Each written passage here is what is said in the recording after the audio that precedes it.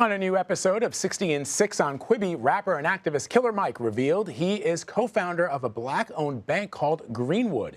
60 and 6 on Quibi correspondent Wesley Lowery interviewed Killer Mike to discuss what led to the founding of the digital bank. Here's a clip from that interview. All the movements have commonalities, even in our differences.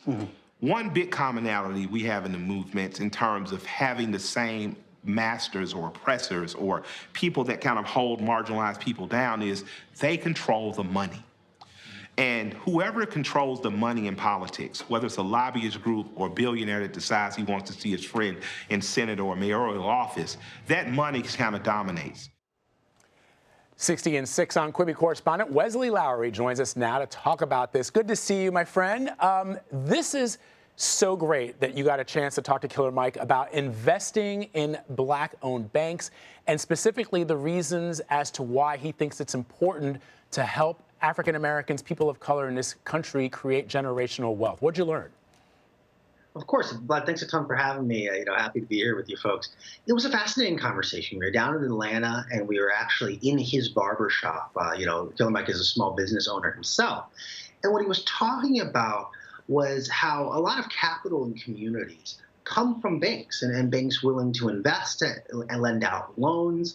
But very often, traditional banks might not be so willing to put up money and to invest money into underdeveloped Black and brown communities. And so one of the kind of tenets of this Black banking movement is that if you invest money in Black banks, there's a better chance that that money is going to then be reinvested back into Black communities. One statistic they look at and they talk about is that in white communities, a dollar stays in the community for much, much longer. Right? That it's getting passed between various businesses within the community and different people, while in Black communities, it's just a matter of hours before that dollar leaves the community and goes elsewhere. And so the hope is that you create a more robust economy where Black dollars are staying within the Black community and being reinvested as a means of spurring economic growth. I think a lot of people would have maybe been introduced to Killer Mike if they didn't know him as a hip hop artist, were introduced during the last election when he was like a very staunch Bernie Sanders supporter. We haven't heard a lot from him. And then when I watched this piece, this election, in terms of supporting a particular candidate, but when I watched this piece, I got the sense that he was almost he had decided that being politically active is important, but we need to do something to sort of transcend the comings and goings of different political parties or political representatives. And that's why he was looking at banking. That if you really wanted to achieve Black excellence through politics was not going to cut it. It's interesting. Killer Mike was a Bernie surrogate this time around, although not necessarily as prominently as in the last election cycle. Some of that, I think, is our perception because there was the novelty of the Bernie campaign last time, and this time it was kind of a known entity. But I do think you're right that there is a lot of conversation in various movements about how do you influence change and fight for improvement, even out of the conversation in the context of our electoral politics. And so this type of activism is really interesting. Killer Mike is also, for a lot of folks, they've interacted with him or encountered him following some of the unrest in Atlanta earlier this year, when he appeared with Atlanta Mayor Keisha Lance Bottoms in an attempt to kind of calm the city. And he gave a pretty impassioned speech about the need to reinvest and build community as opposed to tear it down. And so he's certainly someone who's known around Atlanta, who's been involved in these issues from an old Atlanta family that's been there for a long time. You can't talk to Killer Mike for long without him talking about his grandparents and their role in his life and kind of his civic education. But I do think you're right that it is interesting very often as we encounter celebrities, other surrogates who enter the public consciousness in a lot of ways through electoral politics, and then we follow their work over the course of years and even into decades afterwards. And so this is certainly an effort from Killer Mike that is not about electoral politics, but rather about Black community building. You know, Wesley, I'm intrigued by what he told you with regards to how he defines Black excellence, which has been on display since 1619 in this country. But I'm curious as to what his definition of it would entails and how he plans to talk about it. Sure. You know, when we were talking, a lot of that conversation was focused on kind of self-sustainability. The sense that you want vibrant Black communities. Greenwood, the name of the digital bank they're launching, is named after the neighborhood in Tulsa that was destroyed during the riots and what was known as Black Wall Street, right? Again, the sense here was trying to get back to a world where you could have a self-sustaining Black community, Black banks, Black shops, Black grocery stores, in a world where that economy supports itself. Now, again, that has happened at various points in our history.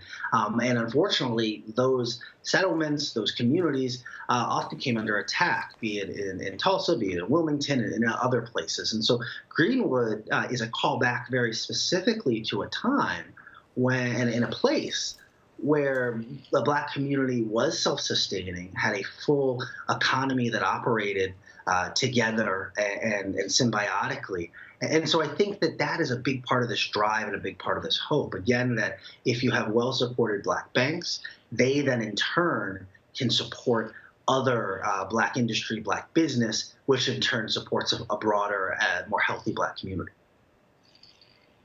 I want to talk a little bit about our institutions, because here you have Killer Mike sort of creating, along with a couple other people, creating a new institution, this bank.